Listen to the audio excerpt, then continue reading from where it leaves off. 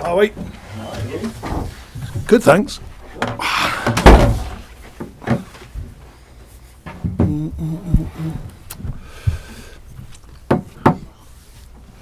Afternoon everyone, welcome to our pre-match press conference to preview our game against Arsenal. We'll start off with Vinny at Sky Sports. Sean, only Man City have beaten Arsenal at the Emirates in the Premier League this season. Newcastle and Brentford, the other two that have taken a point away from the Emirates. So how different is the test you're facing down there compared to your first game in charge here? Well, we'll see, but I mean, they're having a fine season, that's for sure. They're being very creative home and away, but particularly at home, and they've proved they're a force to be reckoned with, we know that. So yeah, we've got to go down and be ready for that, but also give a performance ourselves like we did at home. Not as easy in some ways. The crowd were fantastic at home and made it a real sort of dominant feel to our performance as well as the actual performance. Won't have that away, but we want the mentality to be there for our performance. What positive news can you give us about Dominic Calvert-Lewin at the minute, if any? Oh no, he's recovering. Any time scale yet? No. Can understand why the question keeps being asked though, because obviously we look at goals scored and it's not probably where you would like it to be at the minute. No, but I mean that's been a theme of the season, so there's lots of work to be done.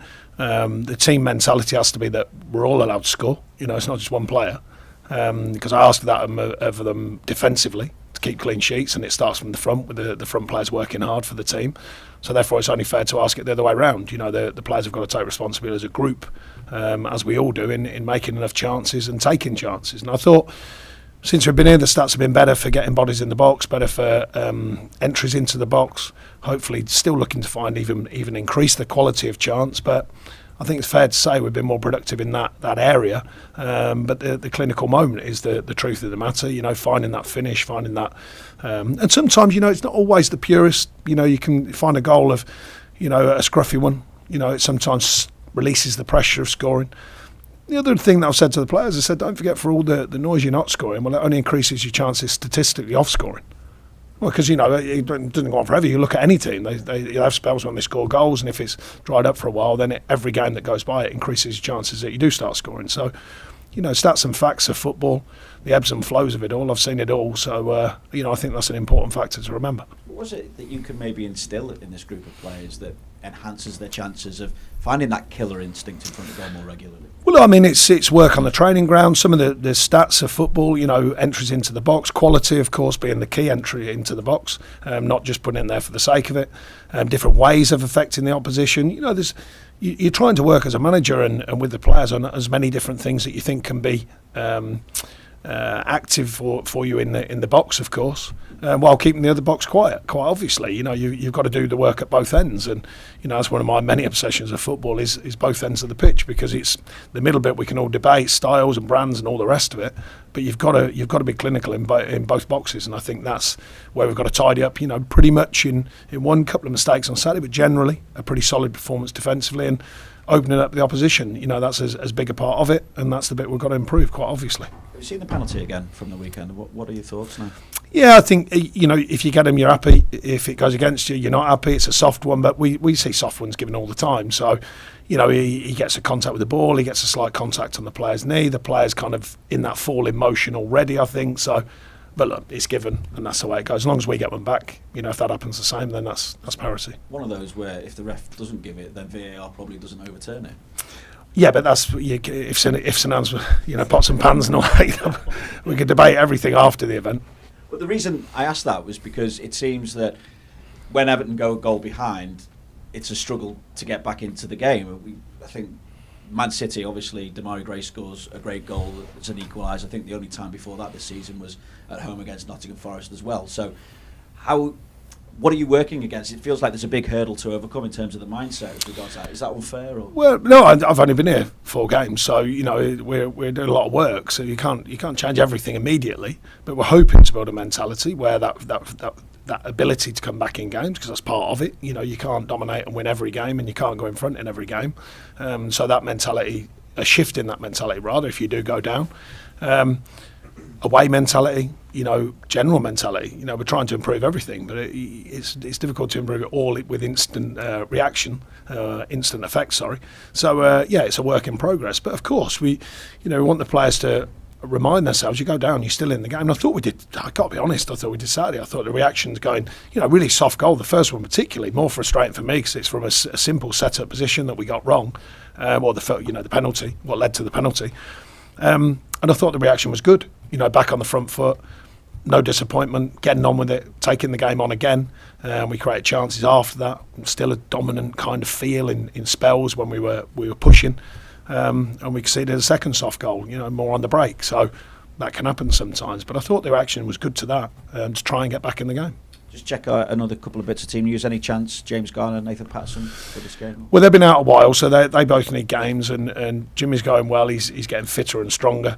There's another game this week, so I'd probably get him in that one. And then you're saying, well, after three-ish months out, that's he should be classed as being fit, if you like. But he's going well. Pato's just a bit behind that, so he'll need a bit more than that. Is James someone who can add to that goal threat from midfield? Well, he certainly strikes. No, he certainly strikes a good ball. He's pretty new to the Premier League, obviously, but had a very strong season last season at Forest. Sean, I know you've spoken at length previously about the importance of goals and how they can change the flow of games. With that in mind, then, reflecting on Villa at the weekend, was the overriding emotion one of frustration because you were getting the balls into the box, or was there a sense that you can see an improvement and it's a building site?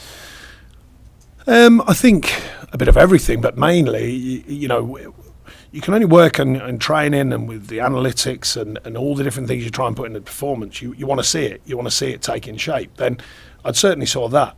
You obviously don't want to concede, quite obviously, but the way the team was trying to create things, the energy to get in the box, the desire to get in the box, the numbers of bodies getting in the box, the entries into the box, these are all good signs. Of course, they've got to lead to something. Now it's about the consistency of the values of the team to continue doing that, because over time that will pay you back. It didn't pay you back at the weekend, but it will over time.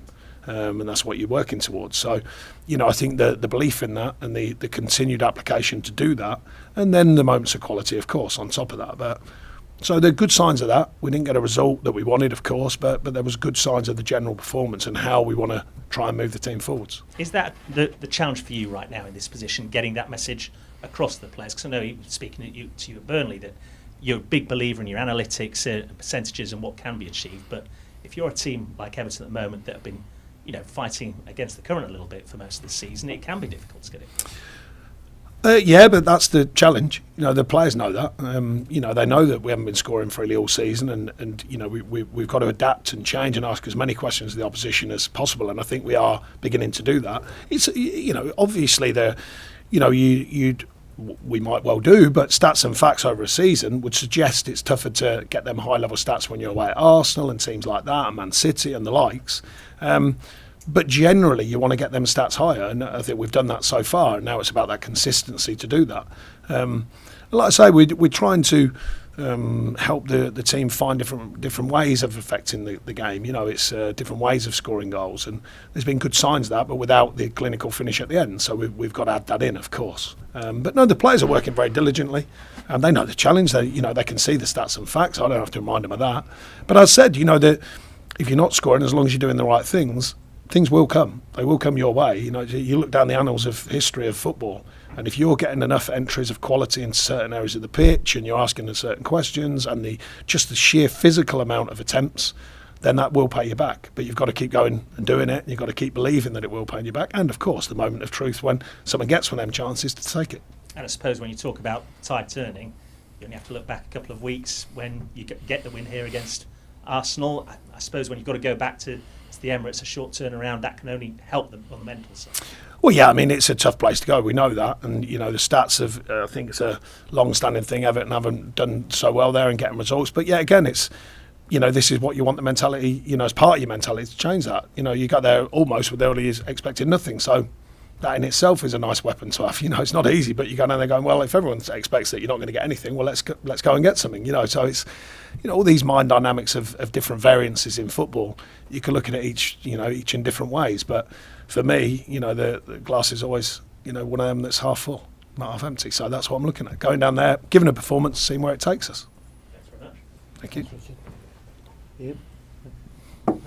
Hi, Sean. Obviously, I remember speaking to you sort of in April last year about Burnley's lack of goals. This isn't something that's new to you, is it, trying to find a solution to this? No, but it's not easy. It's a simple when we talk about it, but it's not easy to deliver. So like I say, I'm working with a different group of players. The mentality's been good. We've got to ask questions, as I said, and create different ways of affecting games, and that's what we're looking to do. And while we're doing that, not lose sight of the fact that the shape has to still be good. Defensive shape has to still be good. The Premier League's unforgiving at both ends of the pitch. So, we've shown good signs of the development of the side being tighter and more structured, I think, in its defending. And now it's how you can open the door when you're attacking. And certainly, I think if the goals were taken out of the game Saturday, I wouldn't have think we won 2 out of the previous 3, and I think you'd look at the performance and go, yeah, actually, probably slightly, I would suggest a more powerful performance. So, that's how the big moments count. The big clinical moments. That's how important they are to change a performance and people's view of it. Because Saturday was a good performance all round. We didn't score the goals, and we let 2 soft ones in. Got to change that, obviously. You mentioned in previous answer the away mentality. Everton haven't won an away game since sort of early October. I know that's a lot before your time, but what do you see in the players that maybe needs to change in terms of that mentality? Well, I think it's going into these games with the belief in what we do, mainly the consistency. The consistency of performance home and away. It's well known, apart from the pandemic season. It's well known that most clubs have a stronger home form. All kinds of scientific reasons, higher testosterone and stuff like that in players from playing at home because of the home crowd and all kinds of different things. So, but at the end of the day, you can still have good away records by structuring the team, by suggesting that, the team have to maybe work in different ways. But mostly the mentality is important. You want players to go down away from home with a strong jaw and a strong mentality to what it's going to offer you. And I think that's something that we've got to build here. And like I say, we're in the early processes of doing that. But having that ability to go away and still deliver on a consistent level and with that edge, because it's important, particularly away from home, to have that edge in your play. At home, the crowd can help give you that edge. But when you're away, you have to bring it in through the collective on the pitch. And I think that's important.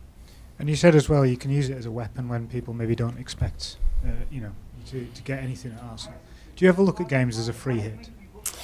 No, I don't personally, but what I'm suggesting is not really a weapon. I was suggesting that from the outside, due to the stats and facts, and you're going down to Arsenal, they're currently, having a terrific season. Most people would suggest that it's unlikely you get a result. What I'm saying is that can in itself bring a bit more freedom to the group and go, well, if no one thinks you're going to do anything, but that doesn't mean we don't. That means we'll be going down there, certainly with our eyes on the prize and delivering a performance that can get something.